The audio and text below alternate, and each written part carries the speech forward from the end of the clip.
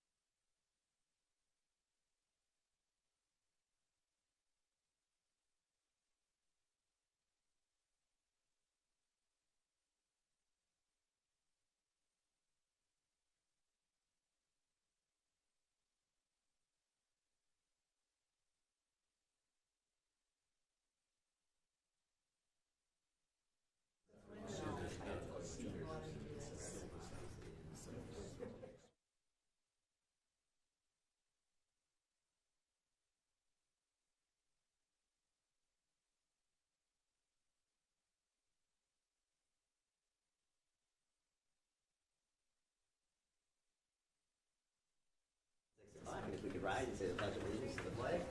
Fantastic. Rob, are we live? Rob? Good.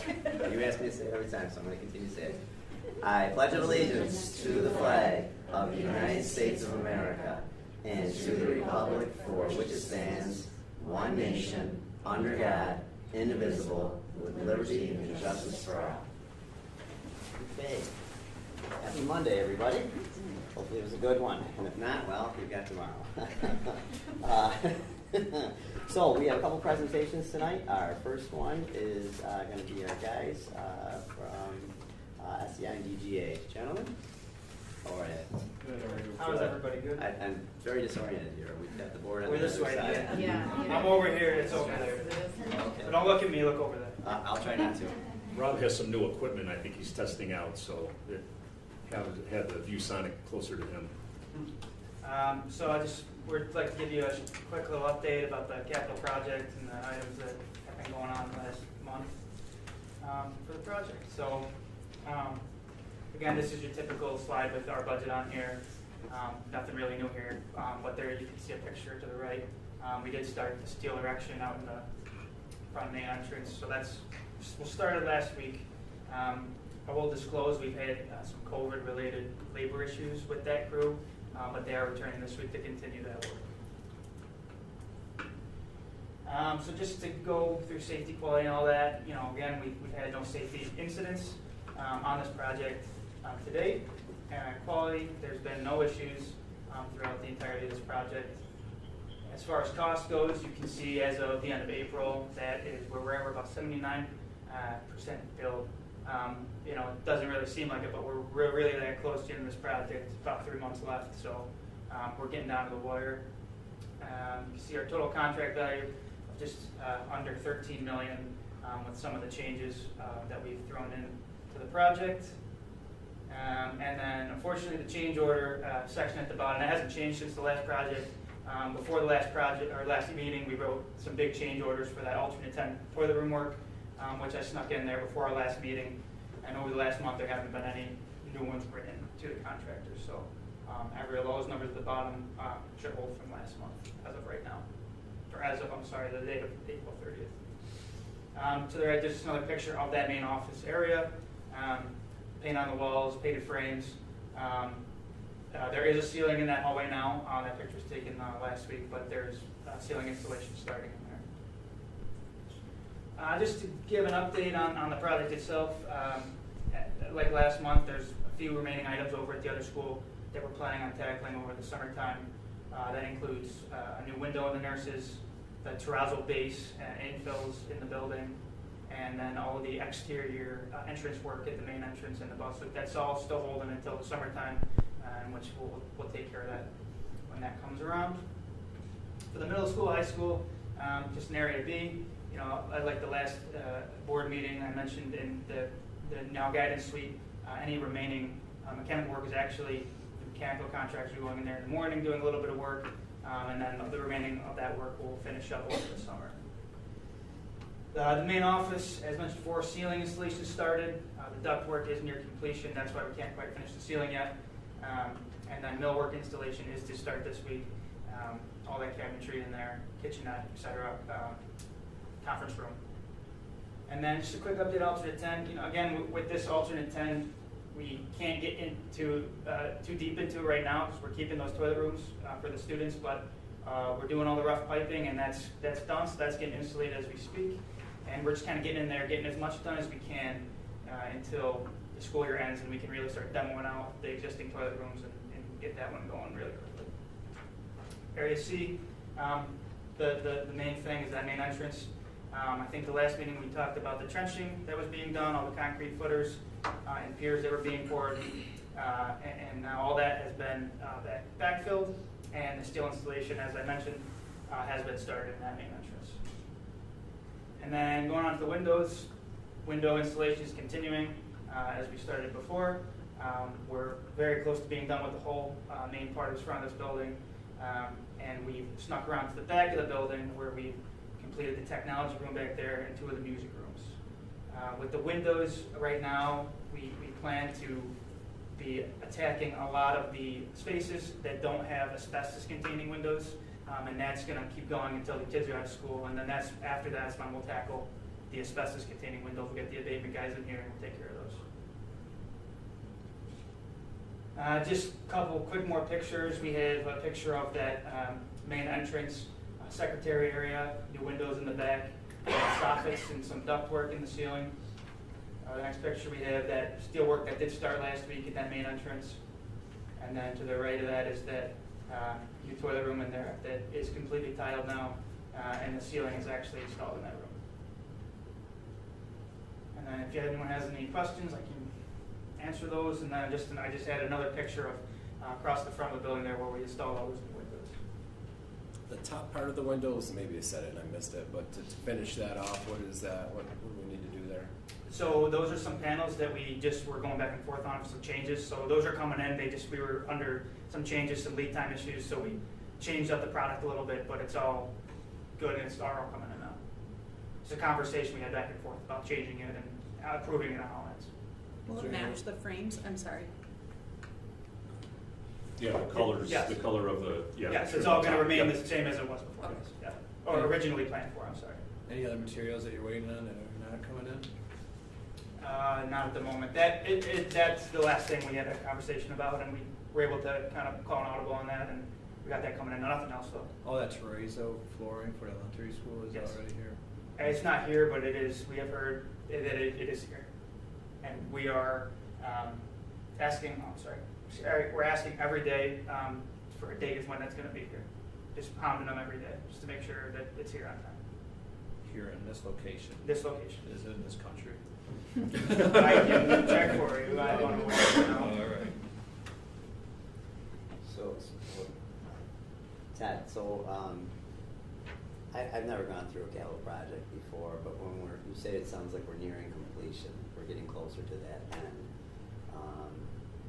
I don't know how it works, but I always wish it worked this way in the district that I've worked in. When we get near to the end of the capital project, it would be nice just to have some quick feedback about, is there something missing or something not functioning correctly?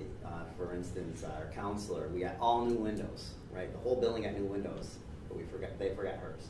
And it came and gone, left, and there's still not new windows there. And so what I'm getting at is that there's eyes in our buildings that are seeing it every day. And how do we wrap that up in a way where we know we're not missing anything? So like maybe there's a leaking in the front entrance of the elementary building perhaps.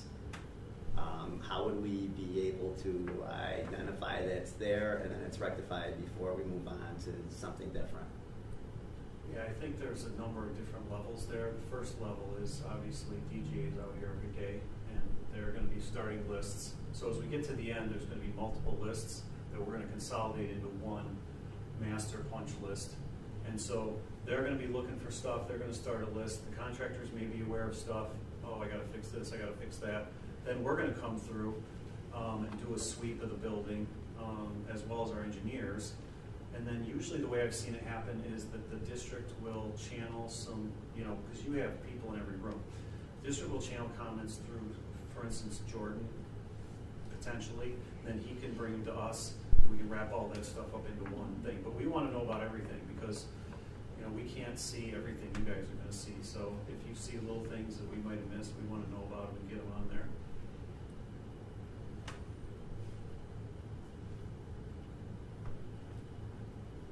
So at this time, so if people are noticing things, how do they document that in a way so it's easier for you moving forward? Because inevitably out and about I do hear that there's some things being missed here and there or aren't functioning perfectly.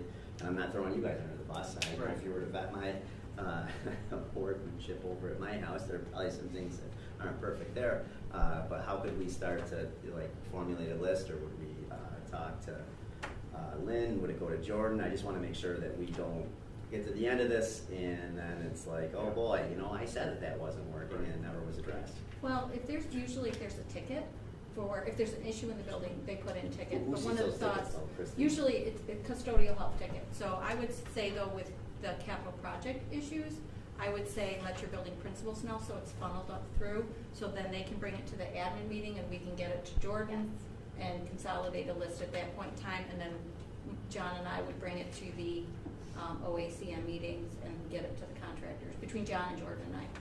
Because we're getting to the end of the year, and people aren't always focused on the environment around them; they're focused on the light at the end. And I just don't want to miss any of these opportunities that we have. I know AJ and I have talked, and when Mike was here, we've got some running lists of some different areas that we already know we want to address. So I have grade share in May and June, so I can collect some information and really make sure that my building is covered before these guys sneak out. Good. Okay. Yeah, Right. the sooner we know, the better. Right. Because there could be a subcontractor that's still around Right. that won't be here in July, let's say, and if we know about it now, we can easily get it rectified. I think, like Christine said, I think the best way is to let the school principals know for sure, let Jordan know, let all them know, and then if that all can come to me, and then I'll start making that run. I have started making that running list, but I can keep tallies of all these things, and then if I miss something, boom, it's on the list, and then Pat will come in, he'll do his look, and then he'll put it on the list. And we have so many layers of teams that come in afterwards that, then once they all get fixed, all these things, and we all look through it again to make sure they're all done, so. Perfect. Anything else?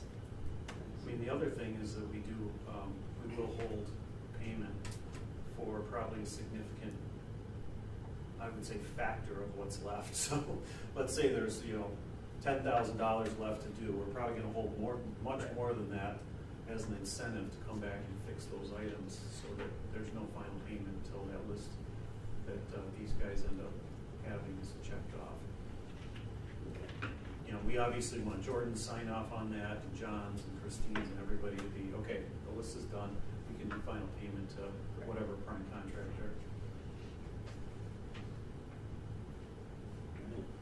Well, gentlemen, thank you again.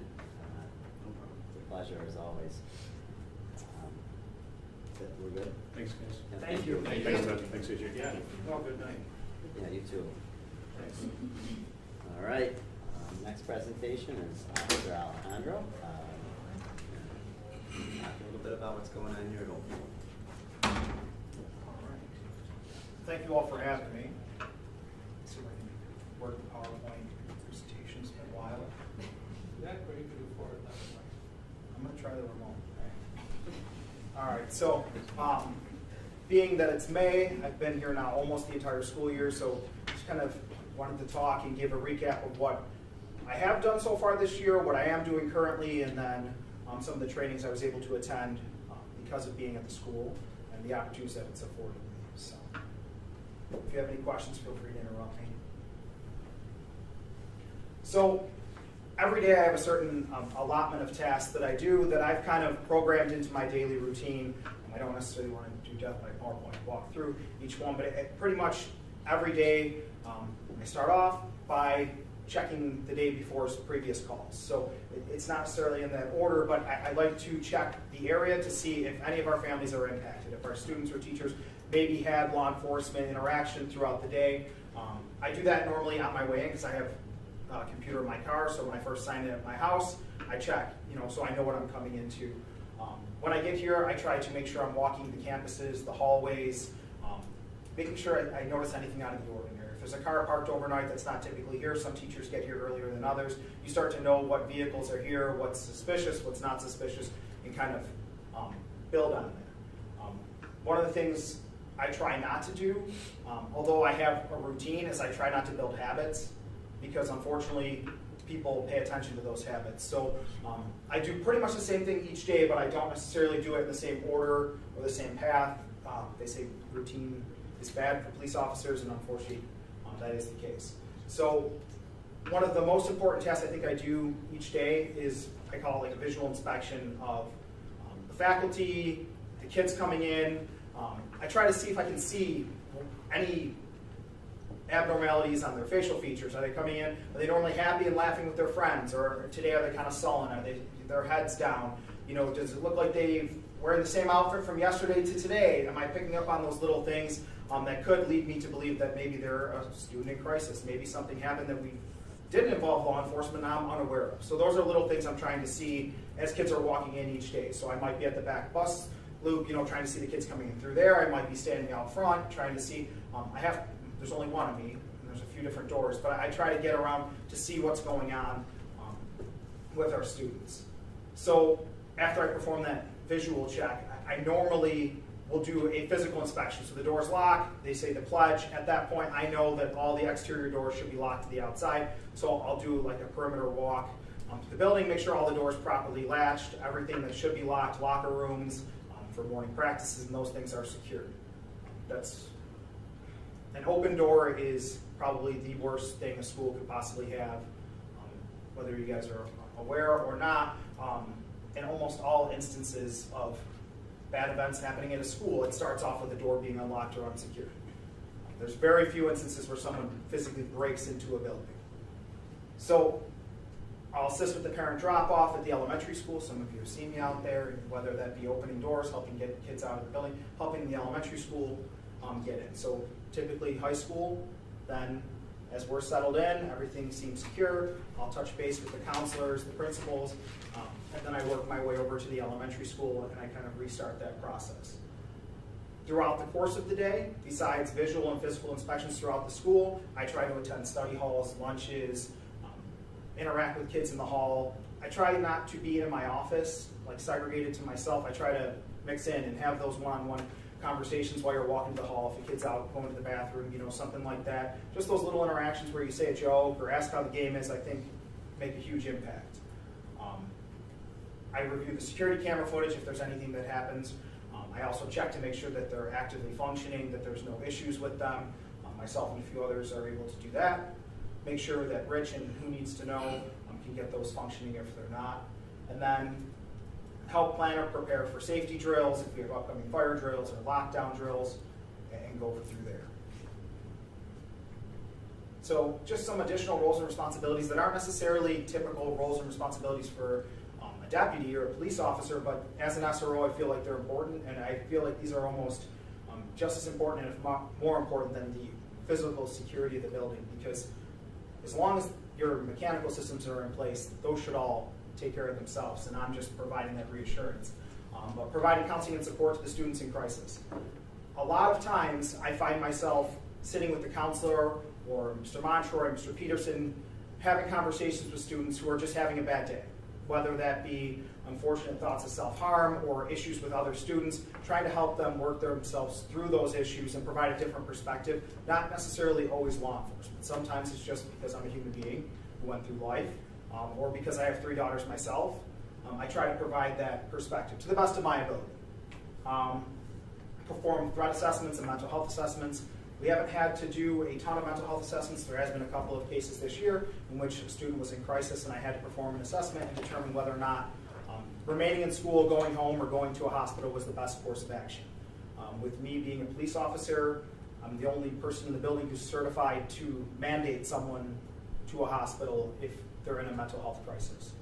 So sometimes I have to do that. Provide legal guidance to students and faculty, whether it's I got pulled over and I got a ticket, what should I do? Or, hey, this person's doing this to me at my house and I don't like it. I'm not necessarily a lawyer and I can't provide that type of legal advice, but I can let them know if something's criminal or if they have a question, or a student's having an issue at home and I feel like it needs to be elevated to CPS or something along those lines. Assist school admin with parent meetings and phone calls.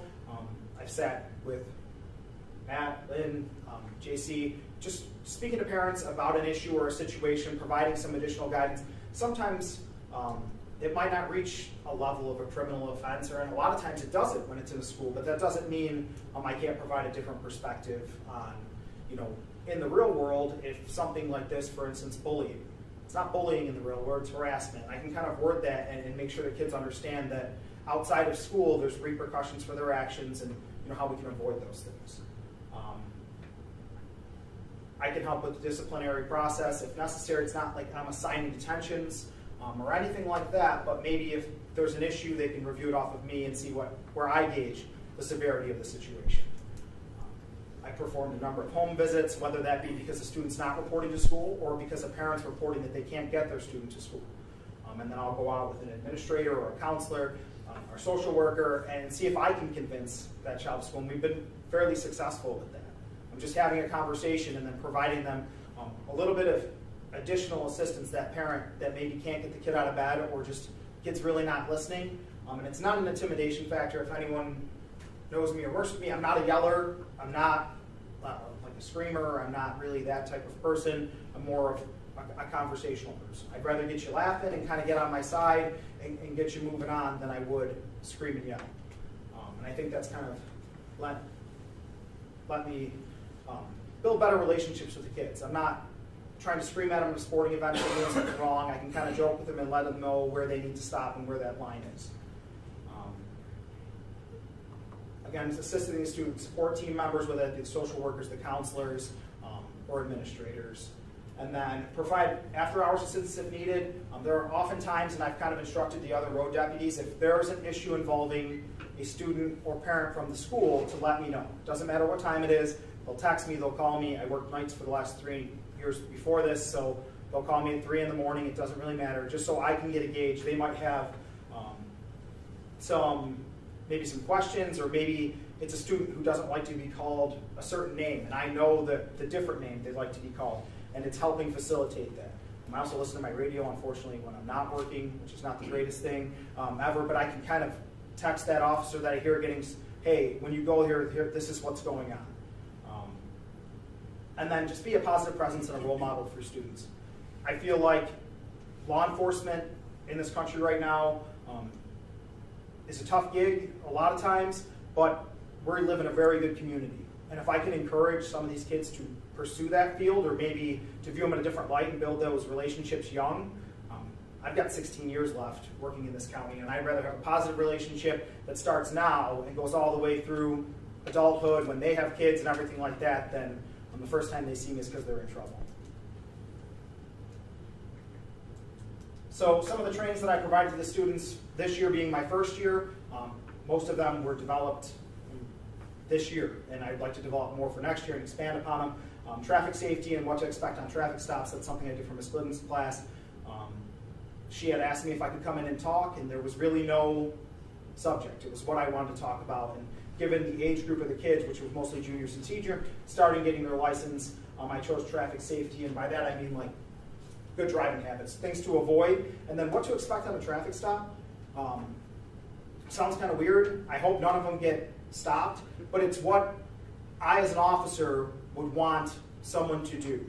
Whether that be, hey, if you don't know where your documents are, and you know you're going to fumble through it, maybe wait until I'm at your window to start reaching for everything and grabbing everything, and giving them a perspective of what it feels like to be a police officer. On the other end, when you're pulling up behind someone and they start reaching for all their documents and papers and you don't know what's going on. Things that they can and cannot do within search and seizure laws. You know, a lot of people don't realize that a police officer can ask you to step out of your car without you being in any trouble just because you're on a traffic stop, and they prefer to talk on the side of the road versus in your car. And although it's not super common, there are some police officers who prefer that. They prefer to get away from the vehicle and have a neutral territory behind it. But just letting kids know that that's not weird. Or young females or young kids in general. If you get pulled over at 3 o'clock in the morning and you're not comfortable, what are some things that you can do to try to make that stop better for you? You can dial 911. You can ask to speak with a dispatcher and say, is there a police officer in this area? You know, I don't want to stop unless I confirm that I'm actually behind a police officer or in front of a police officer. Just things of that nature. Identifying and preventing bullying and hazing. I did that with Courtney Kelly's class. Just kind of explaining to them that bullying and hazing in school equals this, which when you get out of here, these are the criminal procedural laws that you could be violating, but also, you know, the repercussions of the actions that you're following and how to try to prevent getting in those traps.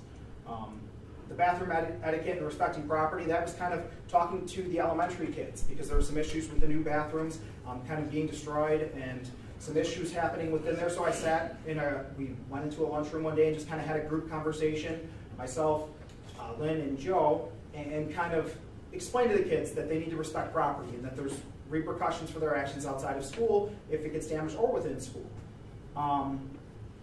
Identifying and preventing domestic violence. At some point, everyone has experienced some form of domestic violence, whether through friends or anything, just understanding ways of picking up on it, things you can do to help. Vaping and e-cigs presentations, I provided those with the JACASA representative, just talking to kids on what to avoid, what is vaping and e-cigs, and what kind of legal repercussions there are for doing those things. Aerosol presentations, we've been doing them in the elementary school, and I'm going to be doing that with the high school counselors coming up soon. That's just explaining, you know, safe touch and those type of behaviors. DWI presentation, I also did that in the health class, where we did a mock DWI simulation where they used the drug goggles, I think they're called, and kind of ran them through field tests and also explained the repercussions for driving under the influence and just some things that I've seen. A lot of times the kids have questions about events that I've seen, and although sometimes the stories can be entertaining, I try to tie them into a lesson so that it's not just me talking. For Mrs. Luker's class, I did a presentation on becoming a law enforcement officer, which included the requirements for PT tests, the education requirements, and then how they can segue what they want to do as a career to a career in law enforcement, or vice versa. You know, whether it be photography, and that they can do that through crime scene photography, or, you know, artist renderings, those kind of things. That there's probably a spot in some form of law enforcement for that. And then I performed this last one at GCC for the Youth Summit Conference, the Advanced Internet and Social Media Safety, and I hope to be performing it for the Middle School Career Day. And that, I feel, is extremely important, and that focuses on how to avoid those traps. A lot of people don't realize that coercion is up 80% from 2020, so that's people trying to actively pursue young people online, whether that be soliciting photographs or them to meet. With COVID and everyone being on Chromebooks and phones more frequently, that skyrocketed, and it's affected people in our community and Genesee County. So if I can talk to anybody and stop them from doing that, I think that's extremely important. And this is very small. But this is just some things that I've done over time. Throughout the course of the year, I think day one, I helped grill food for the Link freshman orientation. So just trying to mingle in with the kids. And I participated in the Rachel's Challenge, which was great. It was able to be vulnerable on myself, but also be around kids who were vulnerable at that time and kind of really form a relationship. Hopefully they could see me as more than just a police officer at that time. Provide traffic control for the walk to school days. I was able to get K9 Frankie in for the fire safety drills. I think I'm having him come back, as well as K9 Razor. Traffic control for pumpkin crossing. I think, Matt, I saw you there. Just different Parent Square Red Ribbon Week videos. Following the bus on their bus routes. There was a bus driver who had spoke about people passing their buses while she was stopping. So for a few days that week, I followed a different bus each day and just let people know, typically during that time it's commuter traffic and the same people take the same road each day. You might not catch that one person who's coming to the res for the first time, it's going to blow past the sign, but the person who now has to think twice about blowing past the bus on their way to work, hopefully that provided some assistance. Participate in classroom activities, whether it be the writing projects, animal writing projects. I did slime making the other day and my slime was not successful. I think I got bad glue. Whether it be cafeteria support, if they're down a person, helping clean the tables, helping sit around, grab straws, open milk. I'm becoming a pro at that if anyone needs help. The CPR demonstrations, physical education, I worked with the high school physical education teachers and sat through every class with them and kind of gave the kids perspective on what it's like to do CPR in real life and why it's important to know that skill and how it can translate and how you never know what's going to happen, both from my personal life and through the sheriff's office. I love to read in the elementary school classes. If anybody ever asks, I'll be more than willing to do that. It's one of my favorite things to do. I kind of miss that with my own kids now, reading them books, so it's a perfect opportunity to do that. So I'm more than willing to do that. My favorite job so far this year was burger judge for Hoffein's class, where I got to sample all the different burgers. Just again, let the kids see me in a different light. I participated in the Labor Days parade, as well as the Christmas parade and the tree lighting. Recommended students for Shop with a Cop and then participate Shop with a Cop. I was able to secure some additional donations through our union for a family that was in need for an Oakfield resident. And that was, to my knowledge, the only school that was able to kind of receive that donation from the Sheriff's Union. I've helped with lunch detentions if they need someone, or maybe just a different person to talk to if a kid's struggling. Traffic control for Light to School Day this coming week. I'll be participating and an instructor at the Teen Academy this year, so hopefully we're going to have a good turnout with that. That'll be at GCC. It gives the kids an opportunity to go through an abridged police academy, which includes a police car, the shooting simulator, all that stuff. So it should be great. Hopefully we get a bunch of participants there. And then also was able to recommend some students for the Sheriff's Association Summer Camp, which takes 4 underprivileged kids who wouldn't be able to go to a camp. It's not police related. It's just a summer camp where they still fish, they ride, kayaks and do all that kind of stuff. So hopefully the kids that we recommended will be able to attend that as well. And then just quickly some trainings that I was able to complete this year because of this position. The New York State Red Flag Conference, which taught about the red flag laws and what that is and how that can help if you're unaware. Essentially, if you feel like someone's a threat to themselves or the community but necessarily hasn't committed a crime, you can recommend them to be reviewed for New York State Red Flag, which could prevent them from purchasing further firearms or temporarily remove the ones they have. And that sounds, like for pro-Second Amendment, that could be an issue, but it's not. It's not we're taking people's guns. It's people who are threats to themselves. Their family is noticing that they're making suicidal ideations, and they haven't done something enough to warrant, like I said, committing a crime, but maybe they just need a few months to seek mental health. They get their firearms back, but in the meantime, let's get them into treatment and let's give them a safer space to be. Escape School's social media presentation that was put on by the Secret Service. It was an online seminar. I was able to attend that. And that's where I learned about the coercion stuff and the different online processes that are going on right now. school safety and security personnel. That was a great conference. It was in person at the Kodak Center, and we were able to speak with David Buds, who is now retired, FBI director who's in charge of the Parkland school shooting debriefing. I learned a ton of information on there that I was able to bring back. I would highly recommend anyone seeing him speak. He's now working independently. I was able to attend the first annual CPAS conference, and that's all the SROs from New York State are able to gather together. They brought in speakers. There was a couple of first-time events that happened there. One in particular was for the very first time ever, a former active school shooter who was recently released from police custody jail presented and allowed a group of police officers to ask him questions about the reverse experience. So not the victim side, which is almost all conferences you'll attend and meetings, but what his mindset was going into it. So it was extremely eye-opening.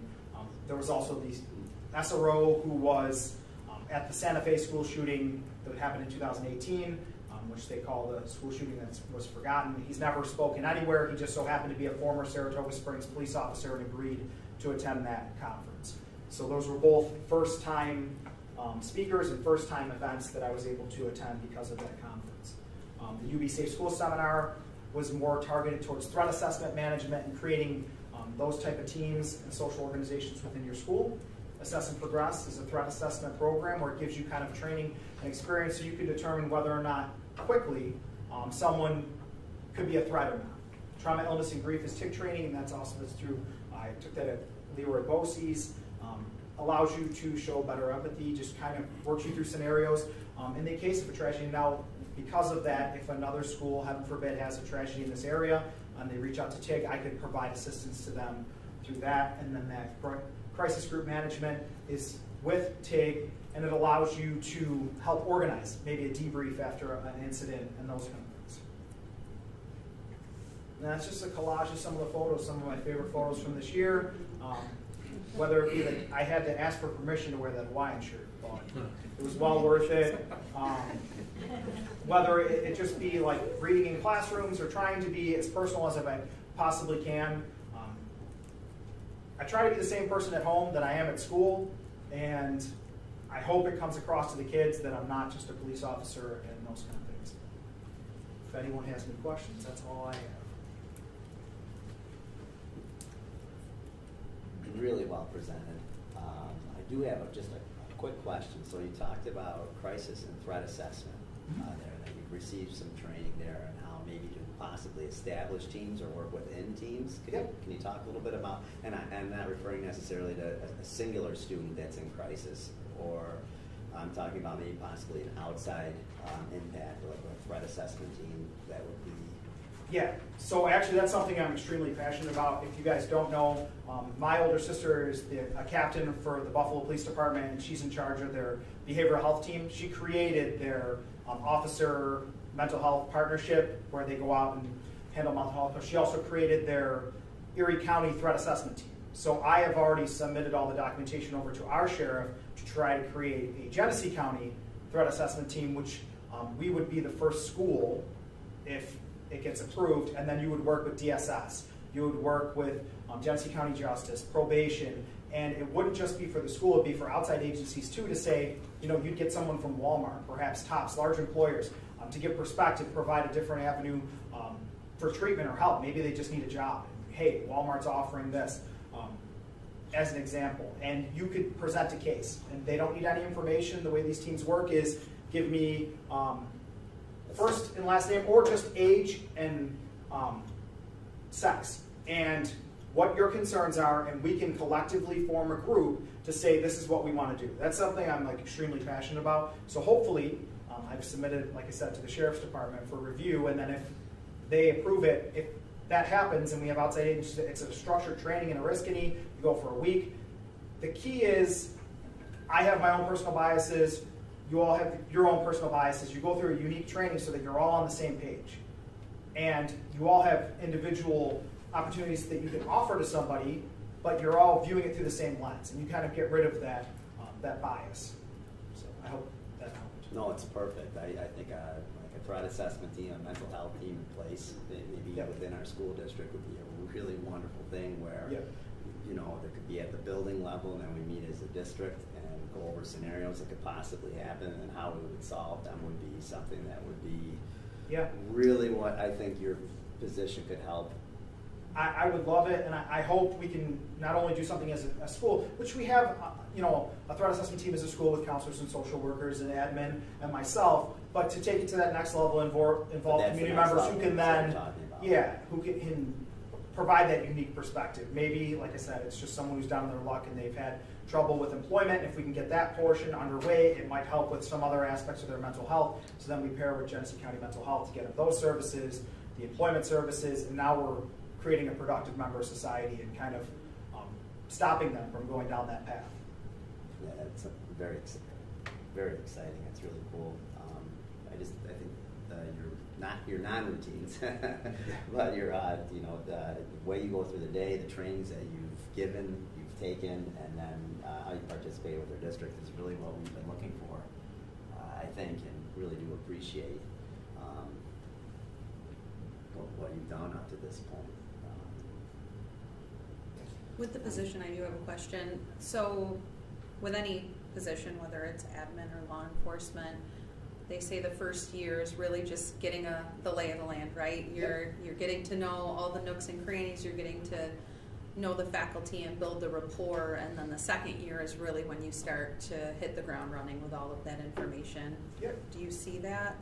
The second year going into it, do you see what that next level, kind of what you just touched on, for our district?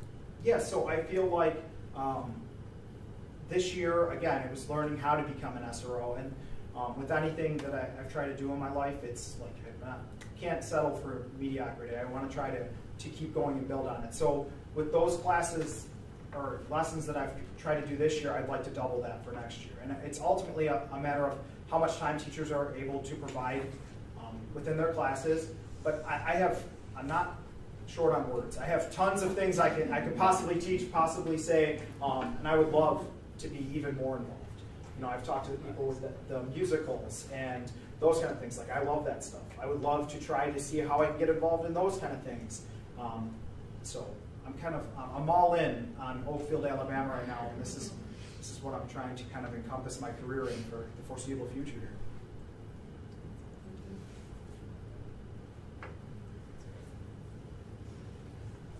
Nice work. I love the interaction with the classes and the kids, and then you're right, it will go a long way down the road, building that relationship. I think so. Thank you. Wonderful job. Yeah, great job. Thank you so much. Thank you. Thank you. Thank you. Thank you. I feel like we should applaud. And we don't usually, but Thank you. yeah. Thank you. Thanks, Jordan. Okay, Christine, you're up next, and I think you're going to go over our three-part budget here. Yes.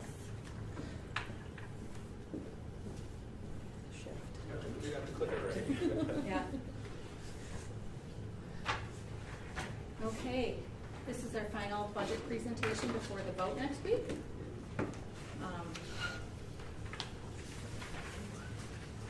So our 22-23 proposed budget, that the appropriations were approved and the property tax card were approved at the last board meeting. Our $23,589,606 budget that we're putting forth to the voters is supported by revenues coming 67% from state aid, property taxes supported by 23%, and other revenues make up the rest, and utilizing some fund balance and reserves. As you can see from this slide, our state aid represents about 67% of our budget. It increased by 11.12% from prior year. And as you learned from previous meetings, the biggest portion of that is being increased via the building aid for the capital project that is finishing up this next year that will generate aid. And also our foundation aid, that only went up 3%. That's the biggest portion of that.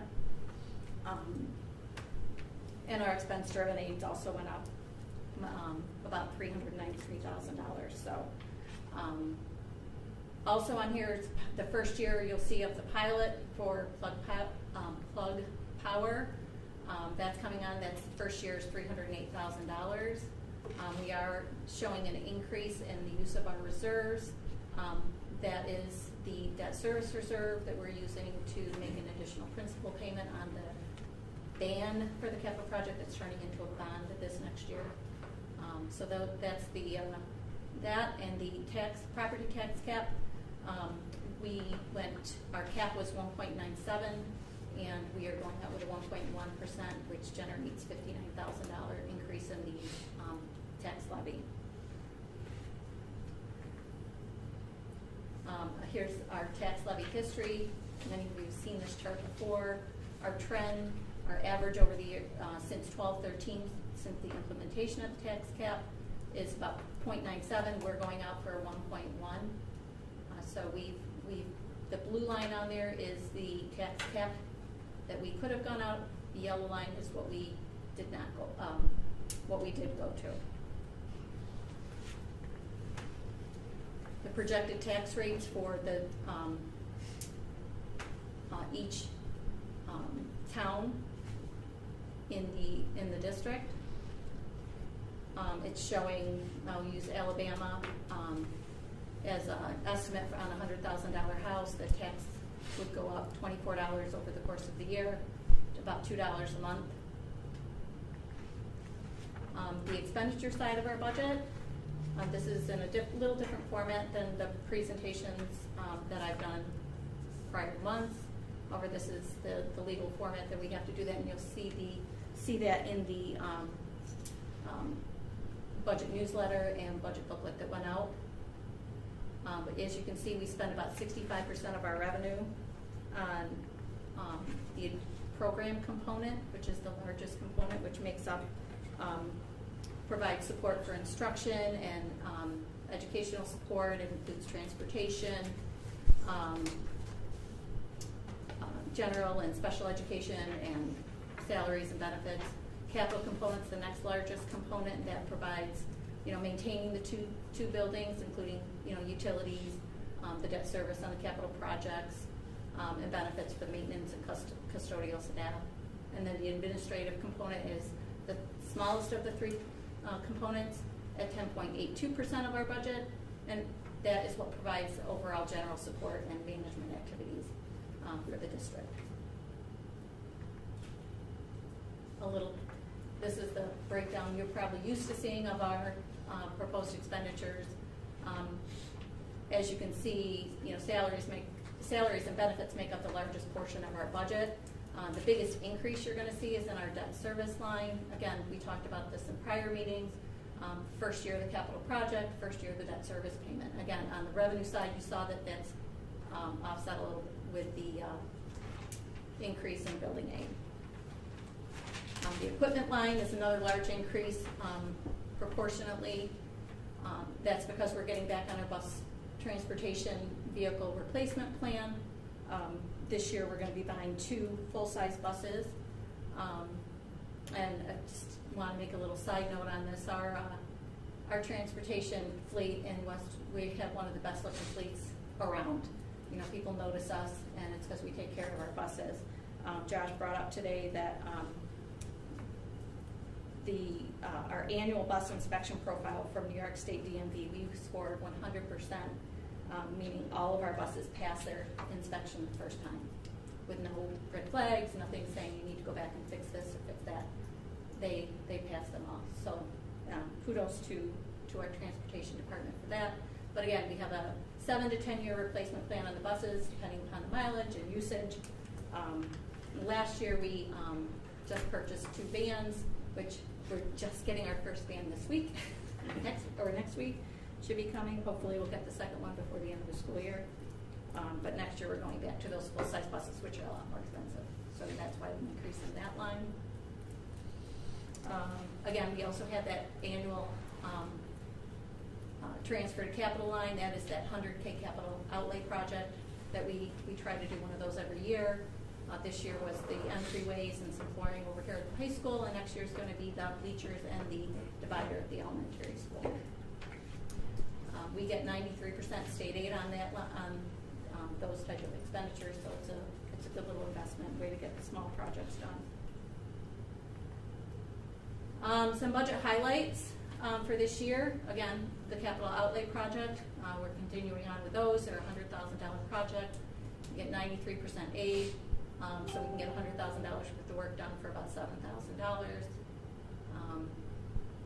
We're getting 2 full-size 65-passenger buses at about $290,000, and again, we get transportation aid for those over the next 5 years, amortized, and our transportation aid ratio is 90%, so that's good. Special education, one special education teacher at the elementary school. It includes a shared guidance secretary at the middle high school. It adds 1 maintenance mechanic, which we were very fortunate to get generated some good candidates from an interview process we had for the grounds position. We found a good candidate for the maintenance position already, so hopefully we can get that department the strength, some extra support that it needs.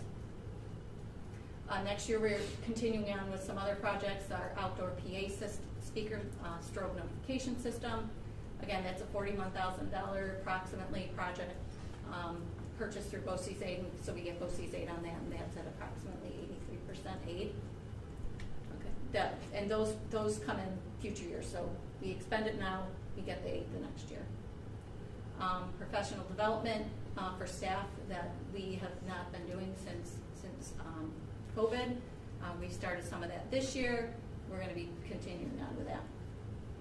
And also just supporting the social and emotional learning needs of our students through our partnership with Genesee County Mental Health, Rachel's Challenge, JACASA, and our on-site social worker.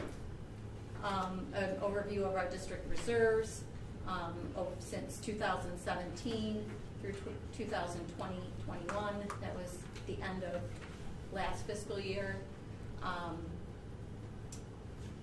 We did reduce our capital reserve by the $1.6 million, but then we were able to, at the end of last year, add into it $870 with our unique surplus situation last year. So that's going to help us get ready for our next capital project. Anybody who wants to needs information on the board, on the budget, our website is up to date with that information. If you go to district, the district button there at the top, and you hit budget, it'll take you right to this page.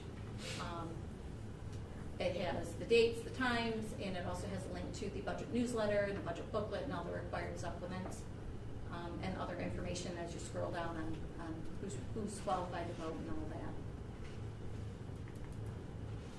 The budget vote is next week, Tuesday, May 17th from 11 to 8 here in the community room. You'll be voting on 2 propositions. One is for the school budget for next year, and number 2 is approving a student ex officio board member, and 2 open seats on the board that are open with Matt and Justin's positions, but they're both running again as incumbents.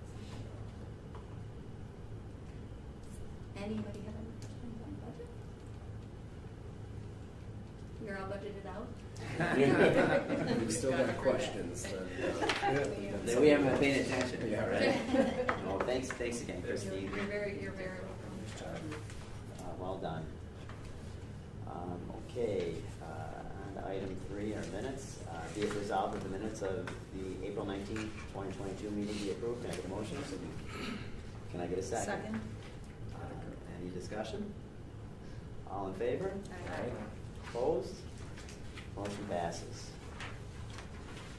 Okay, any visitors requests tonight? No. Okay. Approval of warrants.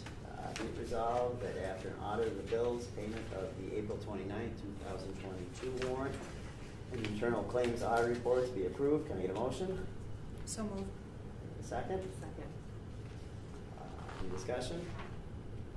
All in favor? Aye. Opposed? Motion passes. Okay, John, we've got some policies ahead here. So for the board, there are 3 policies up for your first reading due to the fact that you approved at the last meeting the last policy. So policy 7560 is an update to our current policy, and if the board can see, we included what our current policy is and then what the recommended policy is. 7560 is the notification of sex offenders. I found in review of this policy that there seemed to be a portion at the end of our current policy that seemed to be, and I don't know if it was purposefully omitted or just overlooked, but the new policy from 2016 has the highlighted information for you on the special circumstances whereby sex offenders may enter upon school grounds, and I've highlighted that for you, which again is not in our current policy for whatever reason. So you could take a look at that. Policy 8110 basically says that our curriculum and what we do here as far as resources and evaluation follow the New York State Education Department and all of the state learning standards. It does provide an update on definitions of what curriculum is, instruction is, and the state learning standards. Our policy is very old. It's from 2006, so education has changed in 16 years. So we need to update this policy. And in conjunction with that, I also included policy 8330. We're at that stage in our environment where there possibly could be objections to any instructional materials or controversial issues that we may or may not instruct here within the district. This provides, again, some more strict definitions of what controversial issues, instructional materials, library materials, textbook materials are. Obviously, technology has changed. And then basically provides a more of a process of how district community members or parents or students or anybody could object to certain materials that we have here in school. It provides a timeline. It outlines that we would need to establish a committee and basically go from there. So it's just an update to a very vague policy back in 2006, because at that time, you know, we're not facing what we are today. So now's the time to update at least those 2 policies. So these are your first readings. So on that last policy, the review committee will submit a written report of the results of the review to the superintendent within 60 days of receipt of the formal written objection. So in this hypothetical example, when there's a family that's concerned about what a student is being taught, before that you read, it's very limited the circumstances with which the student could be reassigned, a new assignment, or be removed from the classroom due to the objections. 60 days seems like a really long time before this family. Obviously, the lesson will have come and passed. Correct. So bottom line is, if a parent or a family wants to object to something that is being taught in class, and I will say this, that, you know, we would listen, we would understand. I don't think we're at a place where we would force a kid to sit and listen. You know, every parent right now has the, you know, if there's good reason for it, has the right to opt their child out of, you know, said instruction. And the reason the 60 days is in there is that we don't automatically pull that. You know, we have the time and we're supposed to continue on with our instruction. And we do have the 60 days. By the time we form a committee, by the time someone reads it, I mean, it could be a book, it could be a library book, it could be a novel, where you'd have to have a committee all read it and then decide on it.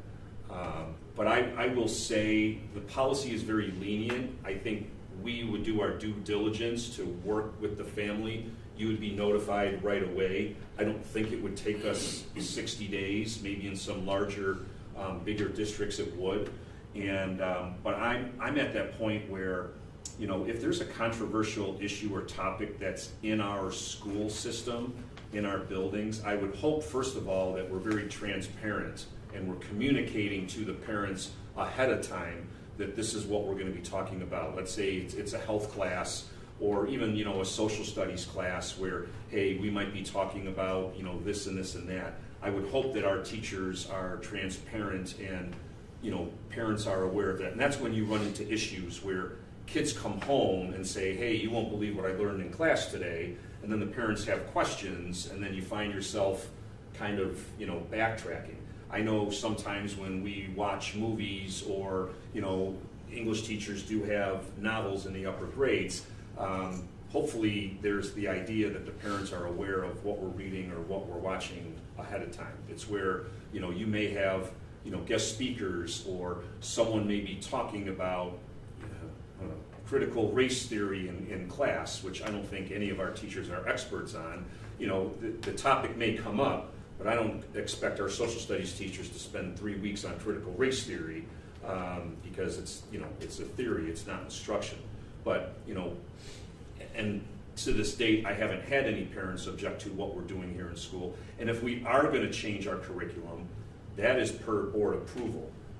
If there's something outside of the New York State learning standards, or let's say we're going to overhaul a class and now we're going to completely use different textbooks with different learning standards, the board needs to be made known of that. And that's kind of why when, you know, Matt comes to us and says, hey, we want to offer up, you know, human anatomy and physiology, you need to approve that, because we are changing classes and we are changing our curriculum.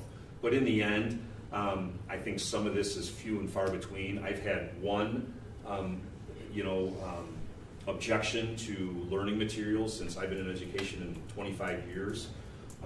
So while the policy seems to be very long, that you have 60 days, I don't think that that's going to, in a small district like this, we'd have that resolved, and we would be able to satisfy, that family if there's a legitimate issue of, what they do or do not want their child to learn. We would be able to accommodate that. The review committee levels the decision.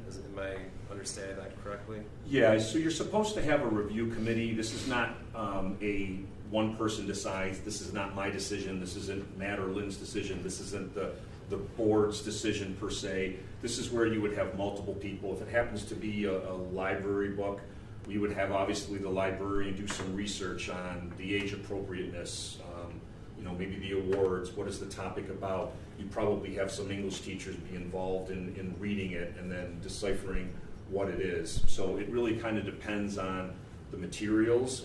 If you're talking something about social studies and history, you'd probably gather a few social studies teachers together to figure out, what's appropriate, what's fact, what's opinion, what should we be teaching, what shouldn't we. So that's what that review committee is for.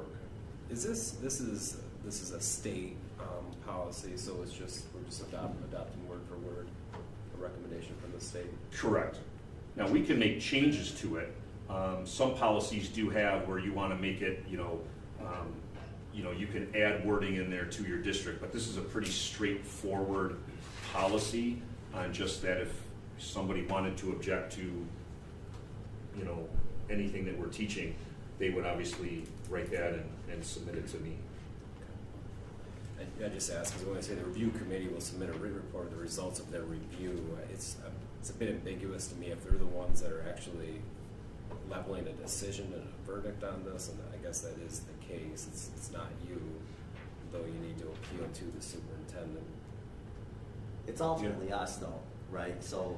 And yes, and if you read the second paragraph, it says the board will be informed of any objection the superintendent receives. So if someone wants to say, hey, I don't want this novel, I object to this novel in, 9th grade for the kids to be reading, I would review the appeal. I would, go down and first of all talk to the teacher.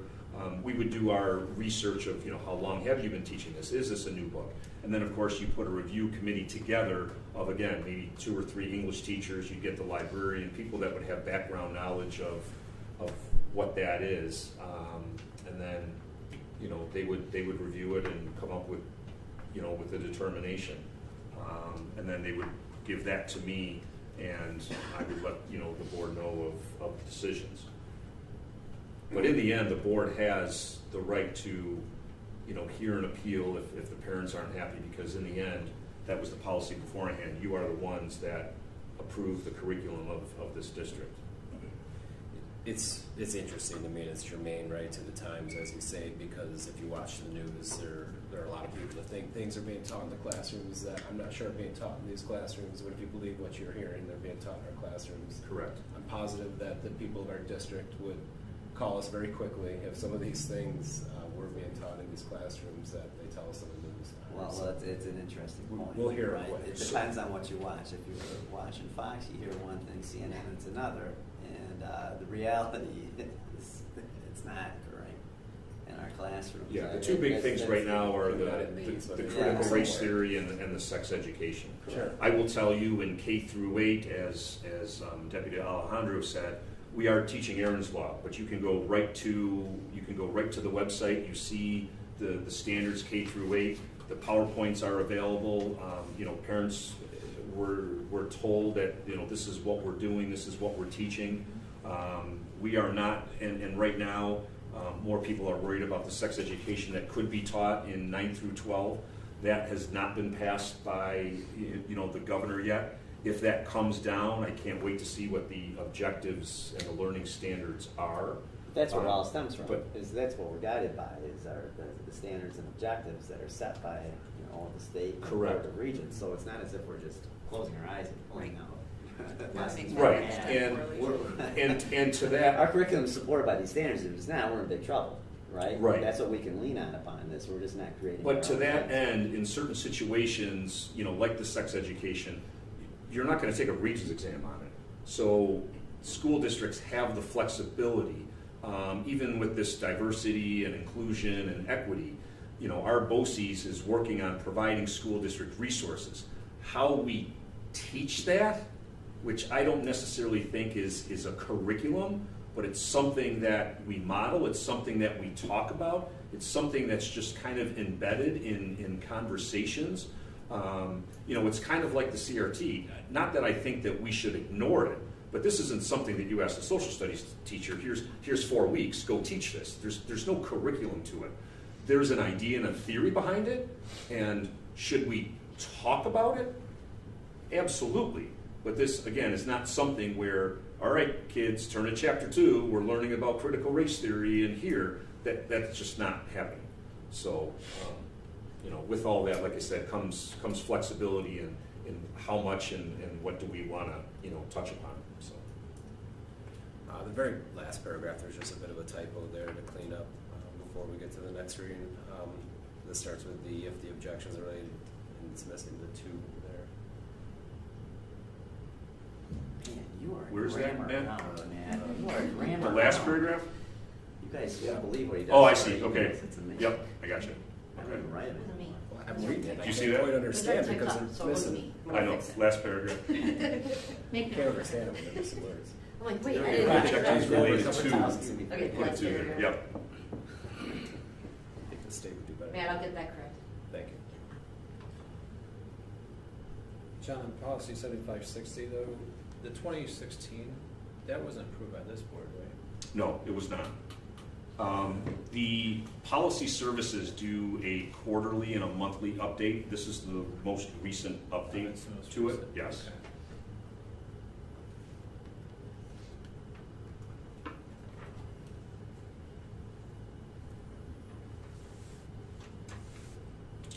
So again, So, I'd like to do a second read with these, if that's okay. Definitely, at least for the last policy that we were talking about. And just kind of push it down the road to next month and maybe tackle it and maybe make a couple of adjustments or suggestions throughout the course of this month. yeah, if you have any comments or whatever, certainly send me the edits or send me questions, and certainly. Okay. Christine, any reports for us tonight? or I'm you- business administrator reported out already. I just throwing it out there. I don't No. want to steal your stage No, here. if there's anything, anyone has any questions or concerns on the budget, next month I'd like to give you guys an update on our federal stimulus grants and where we're at on those and approvals and updates and how it's shaking out, year over year and how their spending is going. But otherwise, wrapping up the school year, we are transitioning to new software for our accounting July 1. So we're knee deep in the middle of that transition and getting the data converted. And we're going to be doing some training for our frontline staff, some before the end of the summer and some over the summer. So that's what's going on in our department. Thank you very much. You're very welcome. John? Happy that we finally have some nice weather this week. All our spring teams, spring coaches are happy. All of our teams are very successful right now. All have winning records, and everybody's doing well. So hopefully, this week we can continue on with the games and get the ground to dry out. And it's been great to go out there and watch them play. So looking forward to hopefully some sectionals and some championships here. Next Tuesday for the community is the district budget from 11 to 8 in the community room here. The ES is putting on a parent picnic on that day with an art show. We also have the concert that night with an art display. So come on out, lots of things going on, and get out here and vote. It'll be very important. So I don't know if anybody else has anything to add. Busy time. I'll add that we're interviewing tomorrow for our long-term sub position for Bill Snyder for social studies. We have an excellent team, teachers, admin, support staff, parents, students. So we'll do a first set of interviews with those tomorrow. We'll send 3 candidates to Mr. Fiskus. So I feel like we'll get a good candidate there. The paper, there's some that are standing out. We have our schedule. The bulk of the heavy lifting for the schedule is completed, so it's starting to come together. And we have a summer camp that we're doing this year. It's new. That we have selected some staff, and we have some really great ideas about what we think that can be. I was going to say almost all of that, except I'm not hiring. I'm really proud of the way our scheduling committee is working. Our survey came in, and Connie and Michelle and I really took a back seat for the first time. Our teachers really took the lead, and they dove in, and they're so proud of it. So we're almost ready to unveil it. We have one more meeting to fine-tune and make sure that the special ed minutes are really going to make sense with the IEPs. And then we're going to share it with the OATA, and we're excited about how that's working out. I'm going to jump off something Christine said about ramping up our PD again. You've heard us talk about structured literacy. We're making shifts in how we're teaching reading to both our elementary and our secondary students. And there's a cream of the crop training called LETTERS training. It stands for Language Essentials for Reading Teachers. You have to be certified instructor to teach it. It costs a very large amount of money, but it's what everybody wants to be able to have. It's just quality instruction. And we were fortunate when Chris Asante came to us. Batavia had started her on that journey, so she was already well versed because she did come from that elementary environment when she came to us. And then this past fall into spring, it's like each section is 4 full days, so it takes a little while to get through them. We sent our reading teachers at the elementary. They had a virtual offering. Monroe 1 BOCES is who is actually offering the program right now, because GB does not have anybody certified to do it, nor do I believe Monroe 2 does. So after Corinne and Alana took this, they said everybody needs to take this. Our teachers need to take this. So we were fortunate enough in planning for PD, knowing that we were going to ramp it up. We have special ed, kindergarten, 1st grade, and 2nd grade, a rep for UPK, that's right. Grade levels that are going to be able to attend this training in the spring. It is posterable because it is offered through BOCES, and we're just really, really excited because our teachers are excited, and we're just going to keep spreading this stuff and get these kiddos a solid foundation. Until Christine tells us we're not allowed to I spend told her, money. I'm sending you another cross contract. Just sign it, please. No, but it's aidable. Just like with GD BOCES, we get our aid back when we do it through Monroe 1. We also can do that. We just have to do a cross contract, is what it's called, to make that happen. And sometimes it's hard to find teachers that are really excited after going to a professional development. And when Alana and Corinne are done with their day, they just word vomit, and they can't talk about it enough. So we're excited that we're able to share the wealth with some other teachers. So, all right, Connie, what does Letters connect to that we've already done? How are we building on to something that we've already been working So on? Letters is not a program.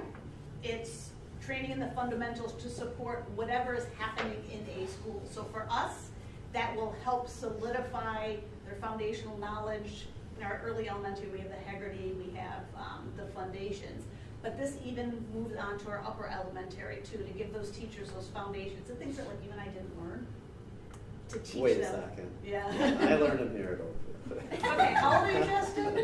Not old. Anyway, so it gives them that foundational base knowledge of what reading is all about and how it works in the brain and what you can do to help support kids from the very basics all the way up to like your comprehension and. So this is past the coding and coding. This Yes, is more yes, comprehension. yes. So, because I Well, feel it like we've starts- had. it goes. It's making the cycle connect. Yeah.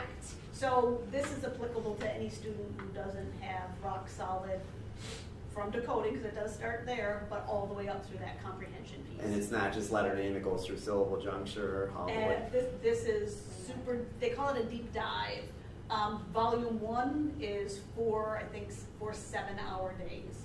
And that's just the very first volume, and there's lots of volumes of it. So it's very. What do you get out of it physically? What physical resources can we use? Because it's got to be more than theory, right? So there's got to be something that we can take into the classroom, or is it just all? Well, it's practicing going, they do get guides, there's actual books that they get that they can refer back to, like there's a letter spelling screener survey. When I say spelling, we're not just talking about memorizing, right?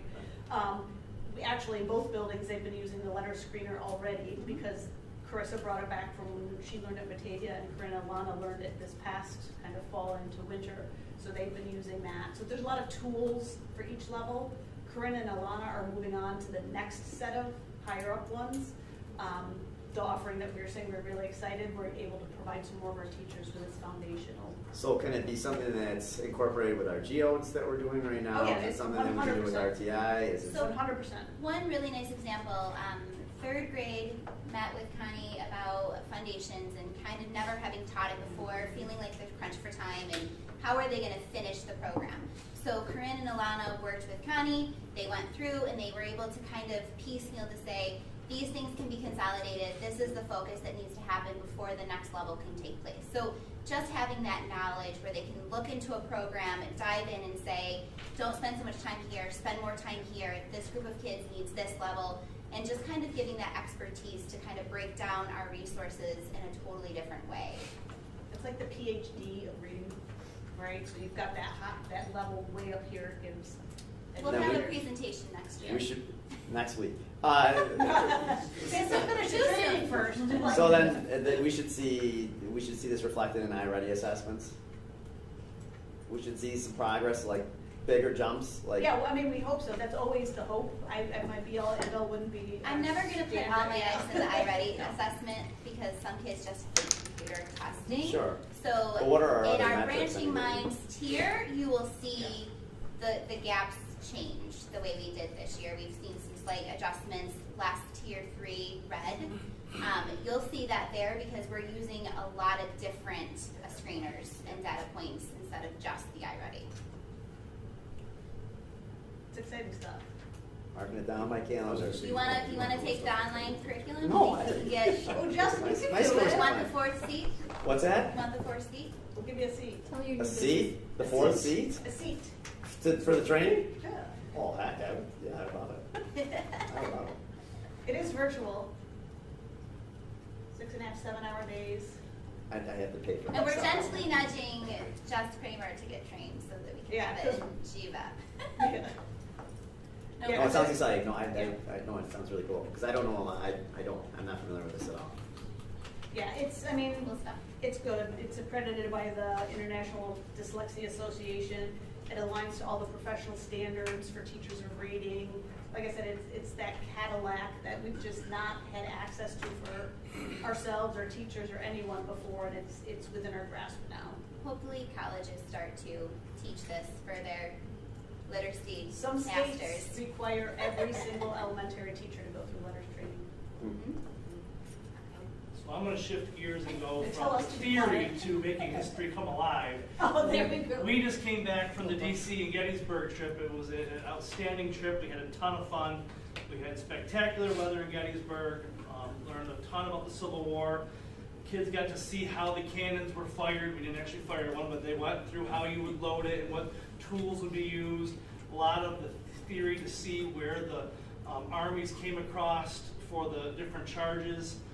And then when we went to DC, we didn't see the sun again, so my feet are still drying out. We saw no sunshine in DC, but we had a great group. So everywhere we went, from the restaurants to the hotels, I got compliments from all the staff about how great our kids were.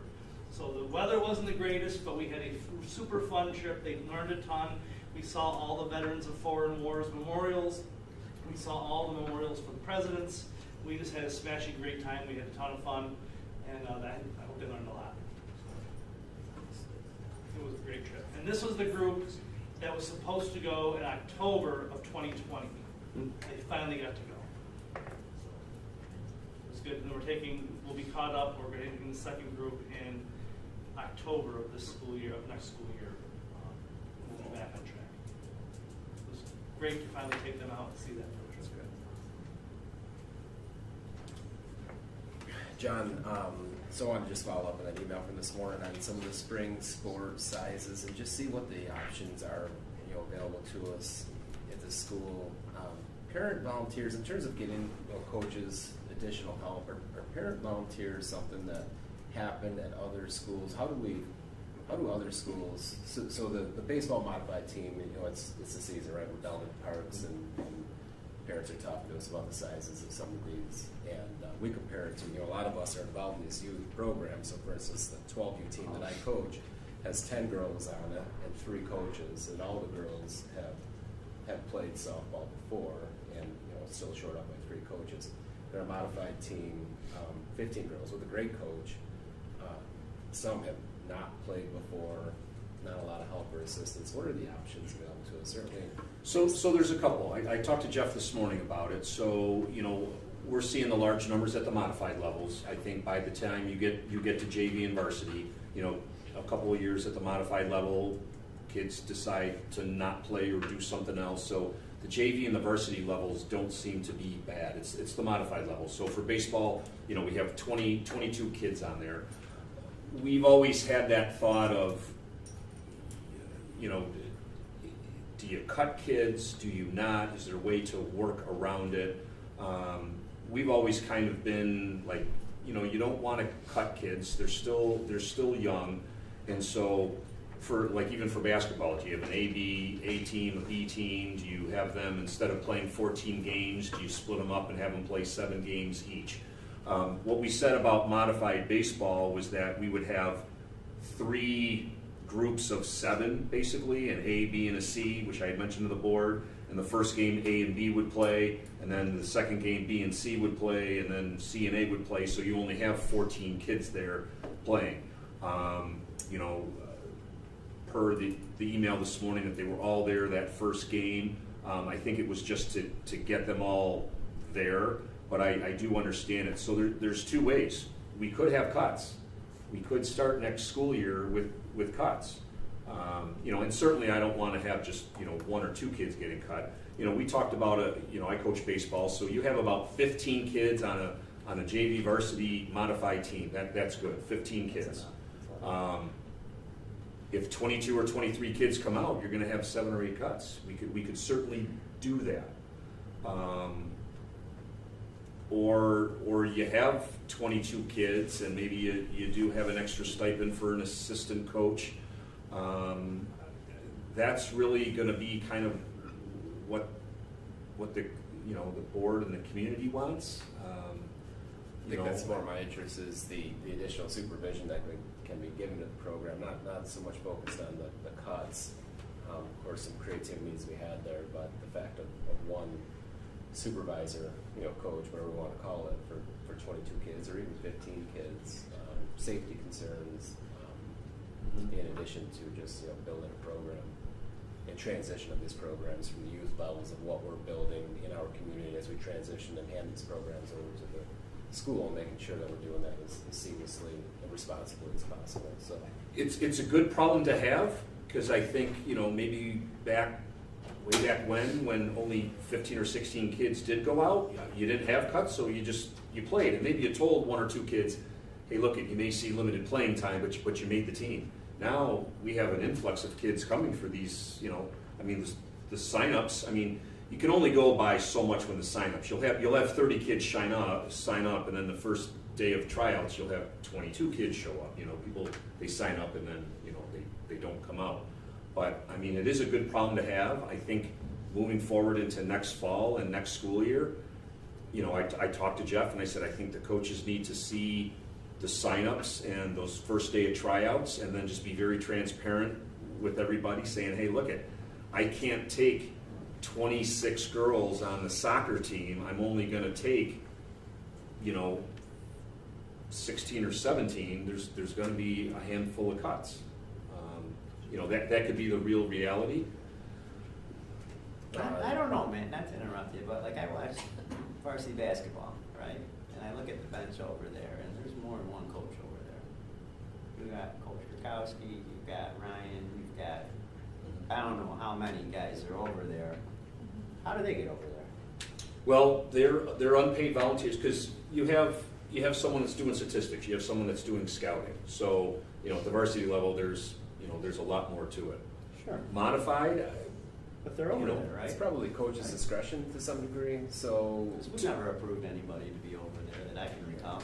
So potentially some of these other programs that the coaches. and they're not at all the practices. They aren't there at practices. I know. Because I mean, they have to be. Gary's had a lot of them.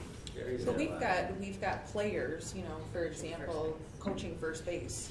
Could that be something that a parent volunteer could do at the coach's discretion? I mean, we've got several more than capable parents in our community that, It's done with in the other Little League communities. programs, It's done. as It their can be kids get tricky, older. though.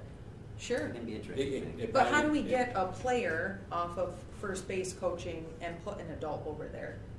That's my question. Can we have parent volunteers step into those roles to assist? Mm-hmm. I don't see a problem with that. If they're going to be, a volunteer coach, I know the one player that comes back, they are approved, just because you do need to be careful, because our coaches fall under a different, kind of like chaperones, they fall under a different legality type of thing.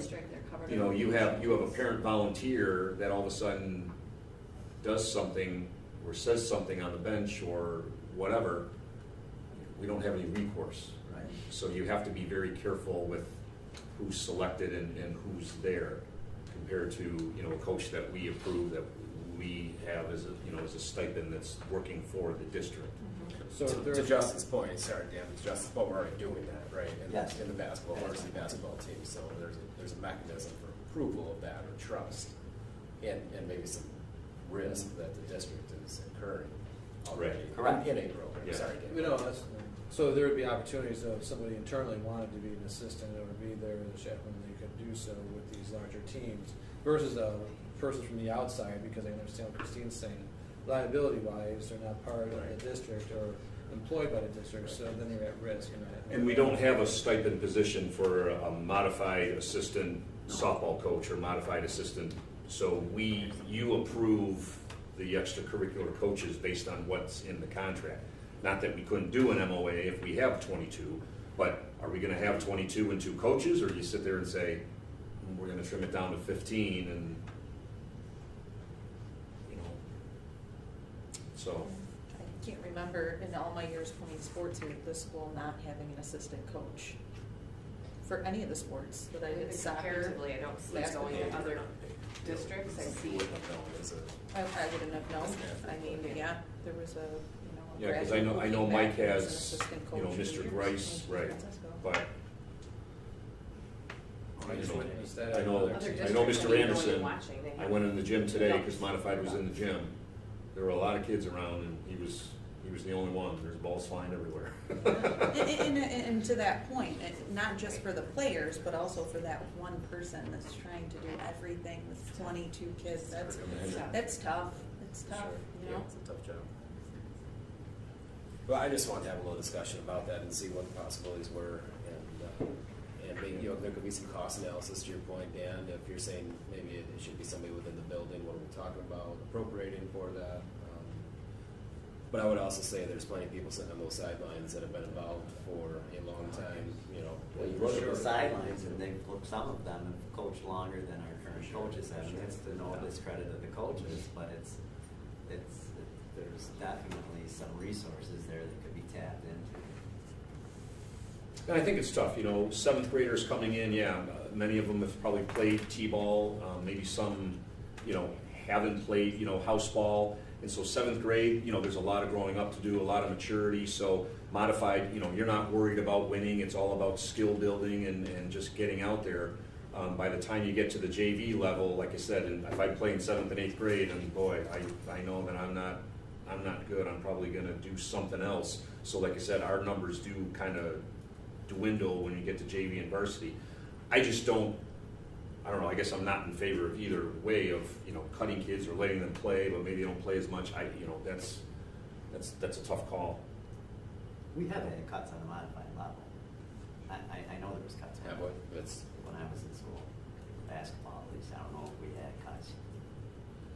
Right now, a lot of school districts, if we do have numbers, we'll just make an A and B team. We'll have one schedule and say, okay, this A team is made up of 7th and 8th graders, you're going to play, half the games, and the B team plays. So, We did. but at the same time, if we maybe made 5 or 6 cuts, we'll dwindle that down to 12 or 13 kids, and you're playing all the games. I don't know. I think it's a discussion that could go further, and that we might want to circle back to it. I mean, as it is, that the die has been cast, so to say, for this season, and we have a little bit of leeway between now and our next school year. But And I think we watch the fall numbers. I mean, football is going to be football. it's not impacted really in the fall, right? I mean, No, not and girls, it's not, and more basketball time. right, it's going to be the winter, Baseball. and that's going to be just really the flavor of what our community wants. If we turn around and say, hey, look, we got 25 kids showing up for modified basketball, what do you want us to do?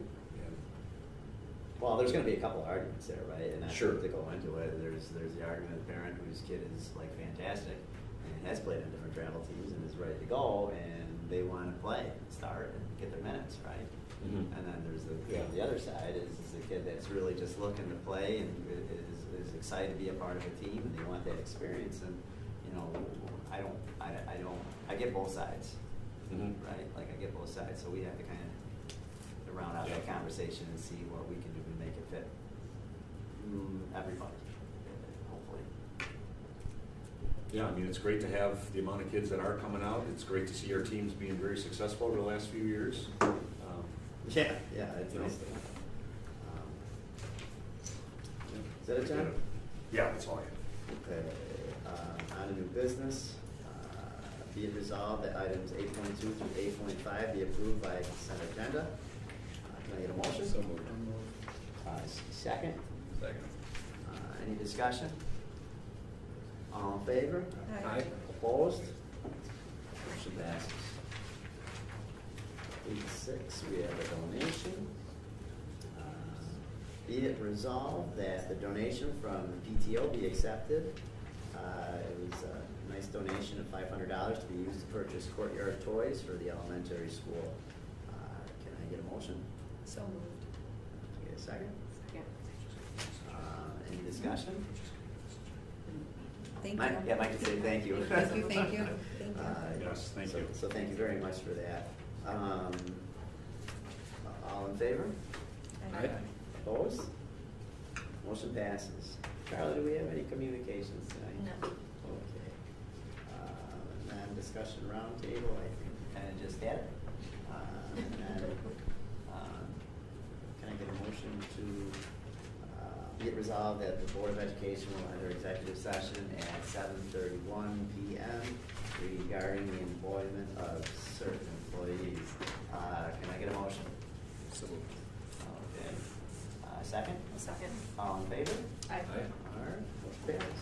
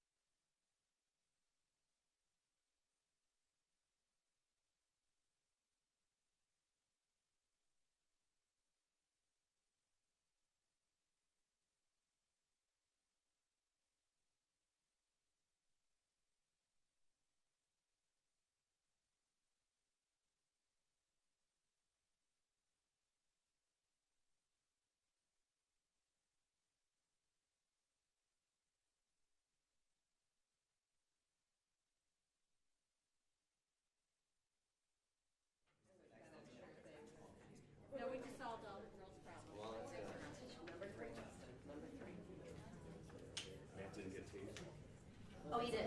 Yeah, you responded. Feeling all right, ma'am? Yeah. Please don't. All right, be it resolved that the Board of Education return to the regular session at 7:44 PM. Can I get a motion? Second. Any discussion? All in favor? Aye. Opposed? Motion passes. Okay, on to personnel. Be it resolved that items 11.2 through 11.5 be. Let's start there. 12. 12, thank you. You're a hawk, man. 12.2 through 12.5 be approved by consent agenda. Can I get a motion? So moved. Can I get a second? Any discussion? All in favor? Aye. Opposed? Motion passes. Okay. On to 11.6. Okay. 12.6, I'll get it. Sorry. No, it's okay. I know. You threw an I'm executive in- session in there. I'm all off here. John's apologizing for me, I apologize. Oh, well, then, I accept the apology, and we'll move Thank you. forward. Okay, we're out there. 12.6 is a resignation. Be it resolved that the resignation of Jeffrey Higgins as an automotive mechanic effective May 6th, 2022 be accepted. Can I get a motion? So moved. Can I get a second? Second. Any discussion? I'd like to thank Jeff for being here.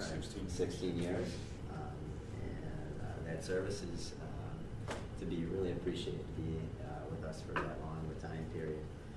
So we wish you the best of luck in your endeavors and that you have great experiences moving forward. All in favor? Aye. Opposed? Motion passes. Okay. Are you ready back there, guys? You've endured. Okay, on to tenure recommendation. Upon the recommendation of the superintendent of schools, John Fiskus, be it resolved that Lori McRae be granted tenure effective September 1st, 2022. Can I get a motion? So moved. Second? Any discussion? Thank you, Lori, for being with us. All in favor? Aye. Opposed? Motion passes. Okay. This is where the balloons come. Mrs. Pritchett, and back there. We're starting to blow these up. It's going to happen. Upon the recommendation of the superintendent of schools, Mr. John Fiskus, be it resolved that Jennifer Pritchett be granted tenure effective September 1st, 2022. Can I get a motion? So moved. Second? Second. Discussion? Thank you, Jen. Thank you so much. All in favor? Aye. Opposed? Motion passed.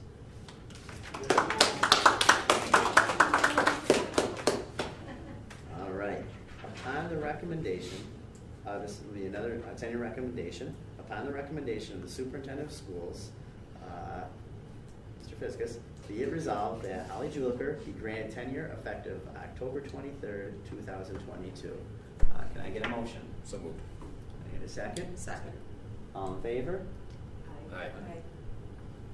Discussion. I missed the discussion. This is rapid fire. Any discussion? Discussion. She's back there. We've had such a large time, Mr. Peterson. It's so Peterson downfall. That's a big target for the team. It is. They hide behind us. Yes. These are front. Congratulations. All in favor? Aye. Opposed? Motion passes. All right. Okay. I don't want to miss any here. Tenure recommendation for Mr. Phelps. Upon the recommendation of the superintendent of schools, Mr. Fiskus, be it resolved that Dylan Phelps be granted tenure effective September 1st, 2022. Can I get a motion? So moved. Second? Any discussion? Thank you. All in favor? Aye. You excited. I'm sorry, I'm off my rhythm. Opposed? Motion passes. Now let's go. Congratulations, sir. Thank you so much. Okay, 12.11. Upon the recommendation of the superintendent, Mr. Fiskus, be it resolved that Bree Tremblay be granted tenure effective September 1st, 2022. Can I get a motion? So moved. Get a second. Second. Any discussion?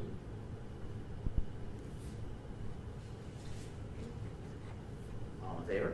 Aye. Opposed? Motion passes. Congratulations. Okay. All right, one more here. Upon the recommendation of the superintendent of schools, John Fiskus, be it resolved that Lori Rudolph be granted tenure effective September 1st, 2022. Can I get a motion? So moved. Can I get a second? Second. Any discussion? All in favor? Aye. Opposed? Motion passes.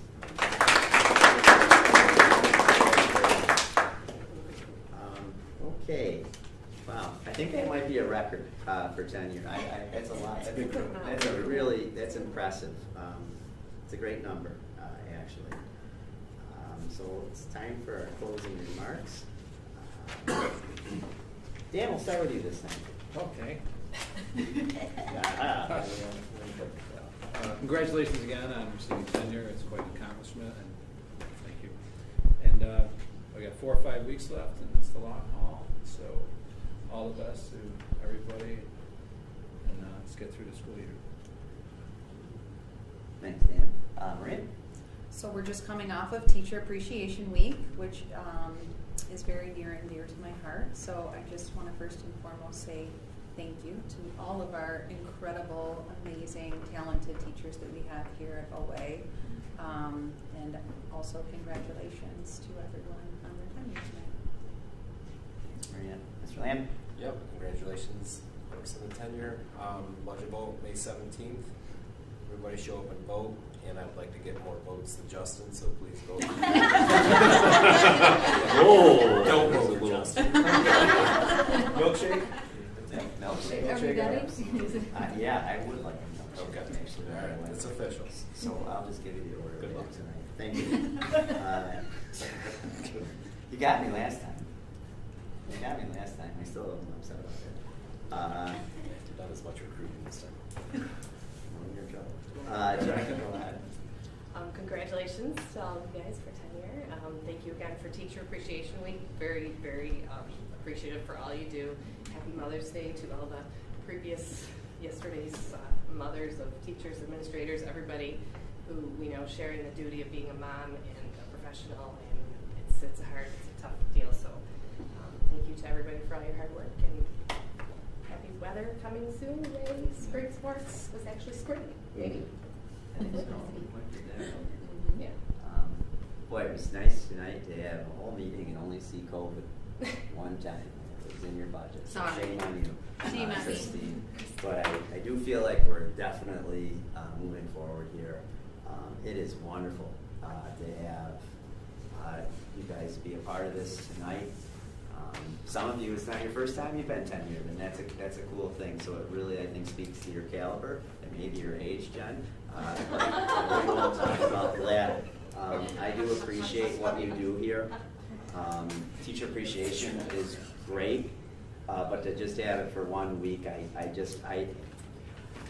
it's an interesting thing, right? We get a letter from our board at Kendall, and it's usually a very similar letter every year. Thank you for being a teacher. We appreciate you. And I don't know the significance behind that letter, but we really do appreciate what you're doing here.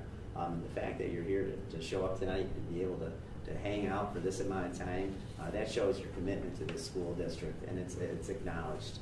And all the other things that you do are acknowledged. So with that being said, I really do look forward to where we're heading. Listening to Officer Alejandro tonight talk about the next level, and I think that's where we have to get as we move forward. It's constantly just kind of taking it to the next level.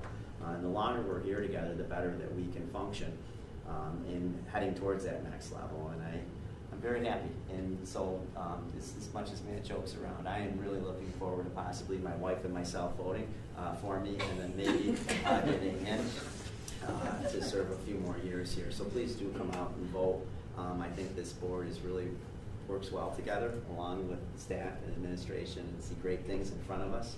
And I've accomplished some really great things in the last few years together. So thanks again, and please have a great evening and a good rest of the week. Be it resolved that the regular meeting of the Board of Education be adjourned at 7:54. Can I get a motion? So moved. Second.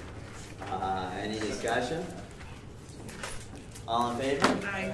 Opposed? Motion passes. Pass your land.